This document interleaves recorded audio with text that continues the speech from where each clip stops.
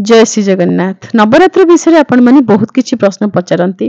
तन्मध्यरु गोटे प्रश्न थिला, मु कोन पापी सब बेले एई नवरात्रि रे मोर पीरियड हे जाउची, मु कोन करिबी? भारी दुख लागुची, मो मांकर पूजा करि पारुनी। माँ बोधे रागी चंती। माँ रागी चंती कि नाही हमें तो जानिनु। जदि भी रागी थिबे आपण भाबुचंती मनरे, ताहले आपण मांकर राग को शांत करबा पई चेष्टा कले निश्चय सफल हेबे। द्वितीय कथा, आपण पापी नुहंती कि पाप करिबार सुजोग मध्य कोनोसी महिला को नवरात्र व्रत रे माँ देई नाहंती। एहार कारण हेउछि नवरात्र व्रत 9 दिन धरी पालन करा जाई थाए। सबुठारु भल कथा, नवरात्र व्रत रे आमे 2 थर घट स्थापना करि परिबा।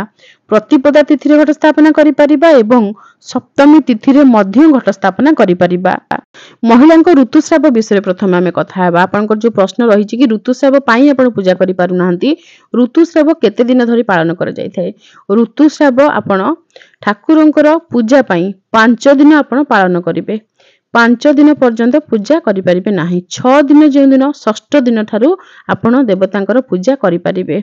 ऋतुस्राव रे 3 दिन काहाकु स्पर्श करंती नाही। जे दिन 4 दिन चतुर्थ दिन गोबर हळदी लगै कि स्नान करंती, से दिन पति सेवा करि परिबे। पति सेवा कहिले बहुत लोक भाबंती कि पति को मोड़ी देबा कथा आमे कहिलु, तो एमिति नेगेटिव कमेंट भी आसी जे आपण मोड़ी देबा कथा कहले। ना ना, आमे मोड़ी देबा कथा बिल्कुल कहबु नाही। आपण को पति आपण मोड़ीबे न मोड़ीबे सेटा आपण चिंता करिवे। पति सेवा कहिले पति पत्नी संबंध कथा एठी कहा जाउछि। तेनु एहा चतुर्थ दिन रे हेइ परिबो शुद्ध स्नान करिबा परे। एवं पंचम दिन रे श्राद्ध देई परिबे पितृपुरुष को। षष्ठ दिन रे देवतांकर सेवा पूजा करि परिबे। तेनु आपणक हाथ रे 5 दिन रो समय रहुछि। प्रतिपदा तिथि रे आपण घट स्थापना करि परिबे। एठी हमें आपन को देखै देइजु बुझिबा पई। प्रतिपदा तिथि आपणकर केबे रहुछि, केउ तारीख रे रहुछि एवं सप्तमी तिथि रे घट स्थापना करा जाइथिबो। सप्तमी तिथि रो तारीख केते रहुछि ताको प्रथम देखिबाक पड़िबो। एवं आपणकर ऋतुस्राव रो जे तारीख ताहा प्रतिपदा पाखापाखी रहुछि ना सप्तमी पाखापाखी रहुछि। आपन को हमें उदाहरण दे बुझी दउछु। हमर ऋतुस्राव रो समय मास शेष को जेमति कि 30 31 रु 5 तारीख भितरे। तेणु आमर जेतेबेले वर्तमान आश्विन नवरात्र आसिला, आमर पिला मानकर परीक्षा थिला, तो आमे भाबिलु कि नाही आमे प्रतिपदार घट स्थापना करिवु नाही, सप्तमी घट स्थापना करी पूजा करिवु 3 दिन। पिलांकर परीक्षा सरी जाऊ। पिलांकर परीक्षा तृतीय रे समाप्त हेबो। तृतीय आमर वर्तमान बढ़ी कि 2 दिन हेछि, तो 2 दिन जो दिन सेही दिन ही समाप्त हेबो। अर्थात आजिर दिन रे पिला मानकर परीक्षा समाप्त हेला। किंतु आमे हमर निष्पत्ति को बदलैलु। जेहेतु हमर ऋतुस्राव आगो को रहिछि, तेणु आमे प्रतिपदारे ही घट स्थापना करिदेलु। एहार कारण आमे थरे घट स्थापना करिदेले, मांकर स्थापना करिदेले, हमर परिवार सदस्य हमकु पूजा रे बहुत भल भाबे सहाय्य करिथांती। मुंड धोइकी से माने मांकर फूलमाला गुंथि देबा, मांकर श्रृंगार चंदन सिंदूर हळदी सब लगेइ देबा, स्नान करेबा, भोग अर्पण करिबा, अखंड दीप देखिबा, सब किछि से माने करि दियंती जेतेबेले आमे अशुद्ध समय रे रहि थाउ। तो मांकर जेहेतु ए व्रत बहुत लंबा समय पर्यंत रहुछि, नवरात्र 9 दिन रो व्रत, आ भितरे हमर माने ठाकुरंगर विसर्जन पूर्वरु हमर शुद्ध स्नान होई जाए। 6 दिन हो जाए, तापर आमे पुणी मांकर सेबार जाइके पहुंची जाई थाउ। तो एमिति प्रतिवर्ष हुए। पति पत्नी उभयंकर एथिरे आवश्यकता रहिछि। ए पूजा रे परस्पर परस्पर को सहाय्य सहयोग करिवे, परिवार सदस्य मध्ये सहयोग करिवे। सेहिथि पई आमे कहि थाउ कि समस्तंकर अनुमति आनी समस्तंकर सहाय्य सहयोग सहित व्रत करंतु। जदि केही सहाय्य सहयोग करू नाहंती, ताहले देवदेवींकर नाम जप करंतु, मानसिक पूजा करंतु, जेतिकी पारुचंती सेतिकी करंतु। मन टिके रखंतु मांको पाखरे किंबा देवतांको पाखरे, एवं शुद्ध आहार टिके ग्रहण करंतु। सहाय्य सहयोग बिना एसबु करिबा संभव नुहे। किंतु आपण जो लिखिजंती कि कमेंट रे कि ऋतुस्राव पाई आपण करि पारु नाहंती, ऋतुस्राव गोटिए प्रतिबंधक बिल्कुल भी नुहे नवरात्र पूजा रे। प्रतिपदा कहिले प्रथम दिन गोटिए दिन, प्रतिपदार ऋतुस्राव हेले 6 दिन रे समाप्त। 7 दिन रे घट बसई कि आपण पूजा आराम से करि परिबे। जे मानकर ऋतुस्रावर समय सप्तमी तिथि आड़कू रहुछि, सप्तमी अष्टमी नवमी एई समय आड़कू रहुछि, से माने प्रतिपदारे घट स्थापना करबा उचित।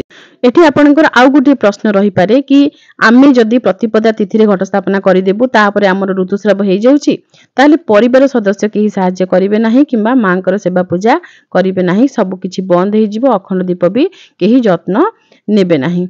ए विषय आमे चुप रहबु काहेकि ना यह आपनकर व्यक्तिगत समस्या कहार व्यक्तिगत समस्या विषय आमे कोन करि परिबु आमे आपनकर परिवार सदस्य नुहे किंबा आमे आपनकर पाखरे उपस्थित ही नाहु आमे आपनको कोनोसी प्रकार रे एथरे सहाय्य करि परिबु नाही परिवार सदस्य आपनकर आपनको सहाय्य सहयोग करंतु एतिकी कामना आमे मांको पाखरे करि परिबु जदि सहाय्य सहयोग मिलु नाही ताहाले मांकर स्थापना न करिबा पई आमे आपनको कहिबु मांको स्थापना करी विराजमान करी मांकर अपमान करंतु नाही ए सब अपमान करिबा द्वारा देवी क्रोधित हेबे नाही आपण निजे निजको क्षमा करि पारिबे नाही शारीरिक सुस्थता सत्वे अर्थात से माने सुस्थ अछंती तापरे मध्य मांकर पूजा करू नाहंती नवरात्र पूजा करू नाहंती सेमानक विषय श्रीमद् देवी भागवत रे कोन वर्णना करा जायछि एहार प्रमाण आमे आपनको श्रीमद् देवी भागवत रु ही देइछु बिना प्रमाण रे कोनोसी कथा कहि कि आपनको भयभीत करबा हमर उद्देश्य नुहे केवल शास्त्र को आपनको पाखरे पहुंचेबा हमर उद्देश्य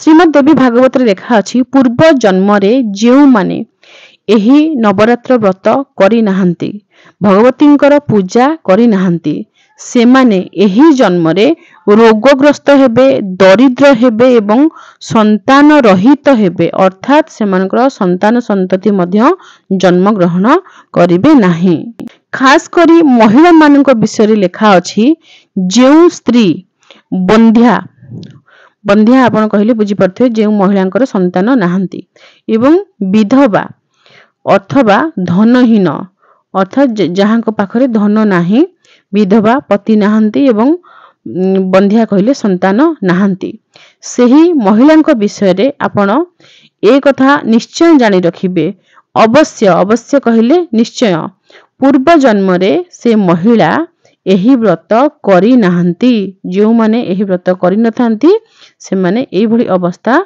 भोगी थांते संस्कृत रो श्लोक सहित हिंदी रे लिखा अछि हमें आपनको पदे पढ़ी की सुनी दउछु जिस मनुष्य ने दुख तथा संताप का नाश करने वाली सिद्धियों देने वाली जगत में सर्वश्रेष्ठ शाश्वत तथा कल्याण स्वरूपिणी भगवती की उपासना नहीं की वह इस पृथ्वी तल पर सदा ही अनेक प्रकार के कष्टों से ग्रस्त दरिद्र तथा शत्रुओं से पीड़ित रहता है अर्थात शत्रु माने घेरी की रहिबे अनेक प्रकारर कष्ट एही पृथ्वी पृष्ठ रे से भोग करिवे जे शाश्वत तथा कल्याणकारी भगवतींकर उपासना करि नाहंती शास्त्र ठारू आमर दूरता रहिबा कारणरू एभली घटुची शास्त्र रे कोन लिखा जायछि आमे बिल्कुल जानुने महिला माने होंतु बा पुरुष होंतु उभयंकर शास्त्र अध्ययन करिबा उचित शास्त्र रे जहा लिखा अछि सेही अनुसार हमको कार्य करिबा उचित व्रत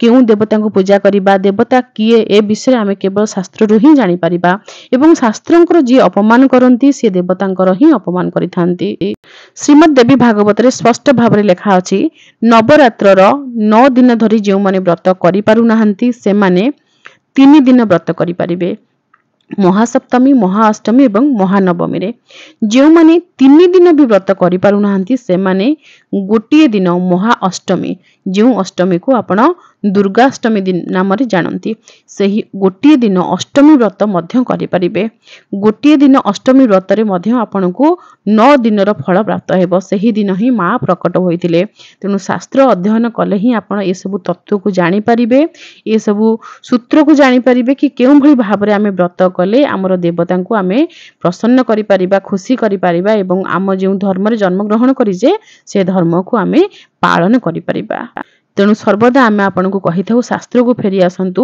कोनोसी बाबा माता कोनोसी स्थान रे आपनकर उद्धार हेई परिबा नाही केवल उद्धार आपनको ईश्वर ही करि परिबे जय श्री जगन्नाथ।